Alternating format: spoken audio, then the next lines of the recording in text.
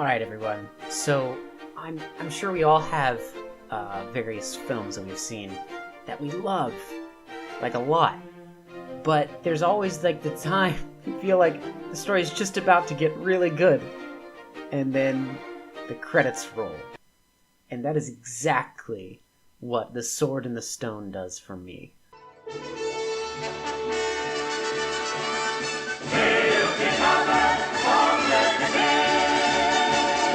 So,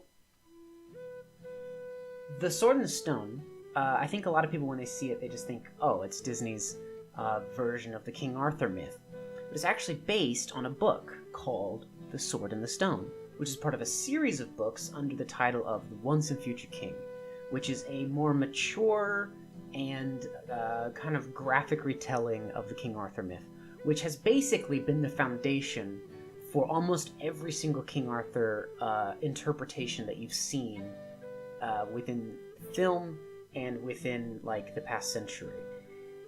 But you wouldn't know that seeing Disney's The Sword in the Stone.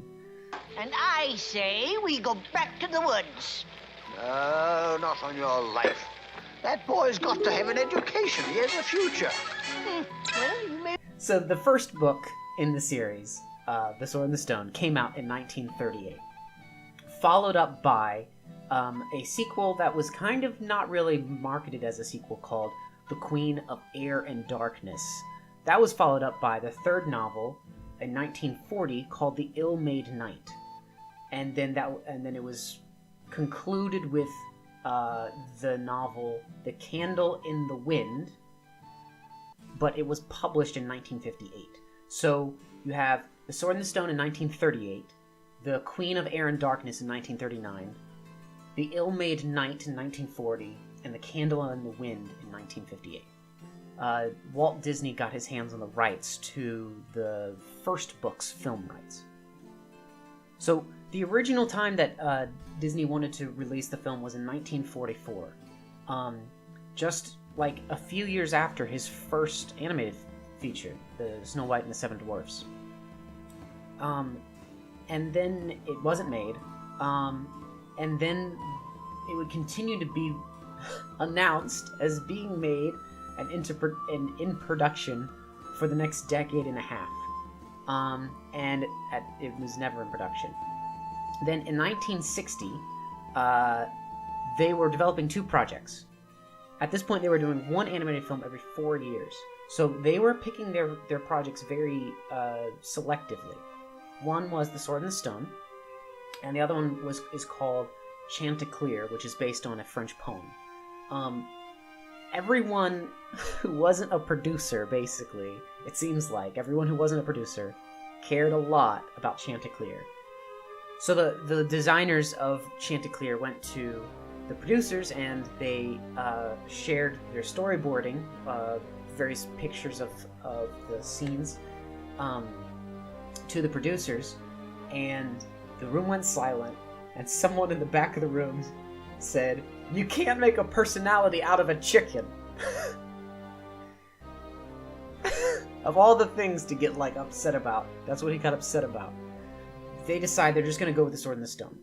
But no one seems that interested in The Sword in the Stone. No one. Maybe there's some people, but every story I've read about it indicates that, like, the scriptwriter, the director, the animators, everyone was like, well, I guess we gotta do this King Arthur story.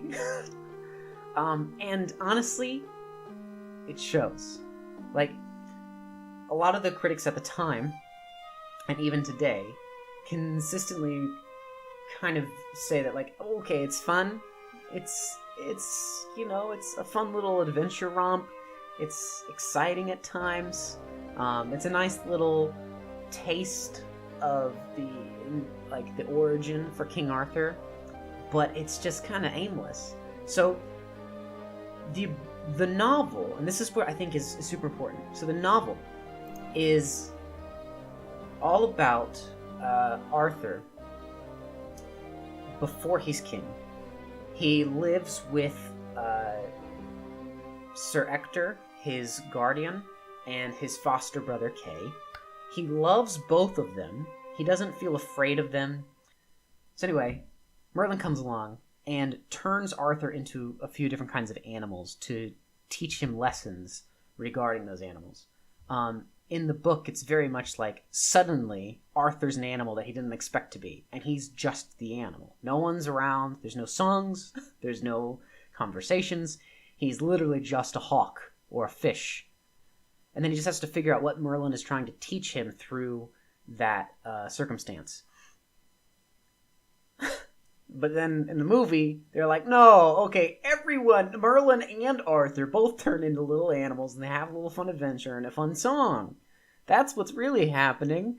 And then Arthur learns some valuable life lessons. The thing is that T.H. White, the author, wrote The Once and Future King directly to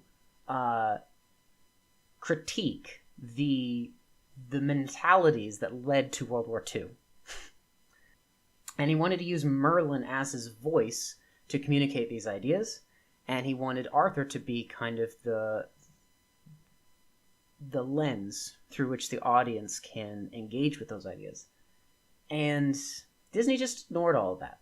They just took all of that out, and I don't know why they thought they should do that to begin with. At some point, Walt Disney also bought the film rights to The Ill-Made Knight, which is all about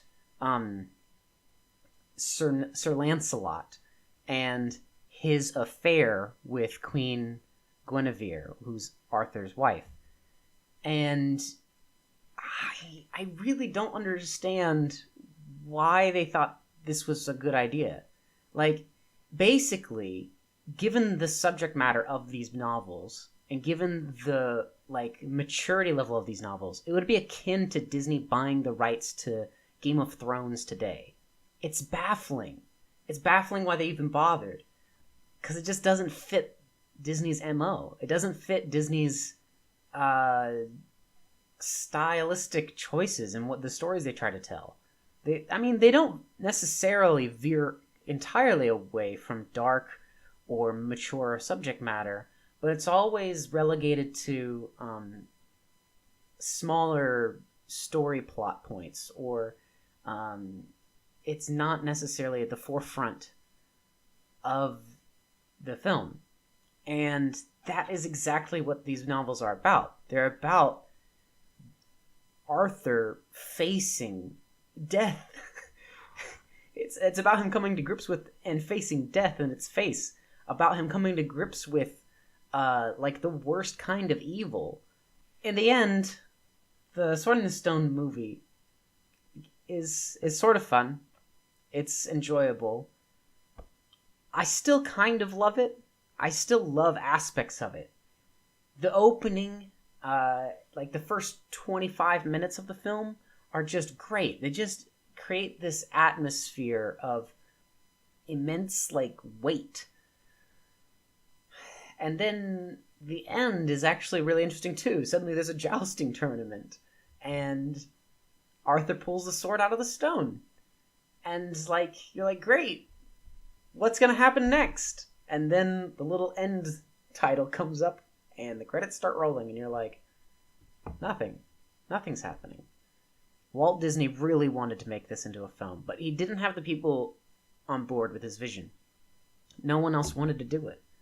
Everyone else wanted to do the French film about the farm animals. And he forced it on to people who didn't want it. And maybe they should have waited longer. Maybe they should have let this thing lie low. Which is why I think potentially the news that they're actually going to make a live-action remake of this is interesting. This is one of the few projects that Disney's made in the entirety of things where there's so much potential and there's so much interesting concepts and characters, but the original execution just was kind of lacking, deeply lacking in some areas.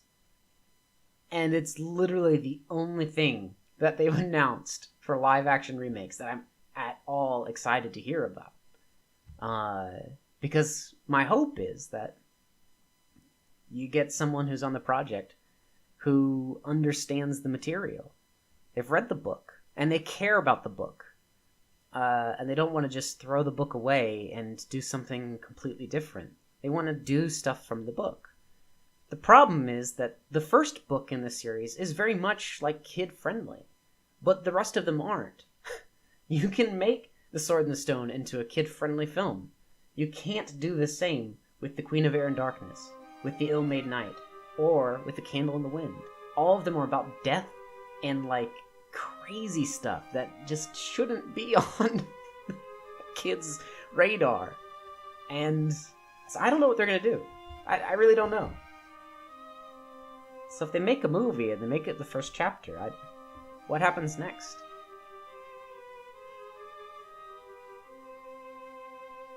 I guess we'll just have to wait and see. It's hard to trust the Disney company to do it justice. I don't know.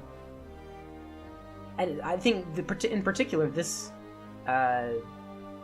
story really touches me because this is The Once and Future King is one of my favorite novels I've ever read.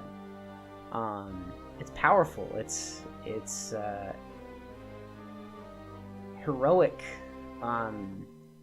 It's got this mythic quality, but also feels very real. Like the characters feel like real people.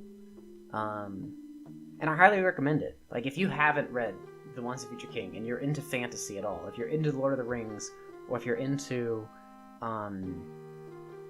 Narnia, or you're into Game of Thrones, or whatever, and you haven't read The Once and Future King, then I think you're missing out on something that's very important to the genre, and something that's foundational to the Arthur myth that we have today, the way that it's been portrayed in film, in almost every single facet.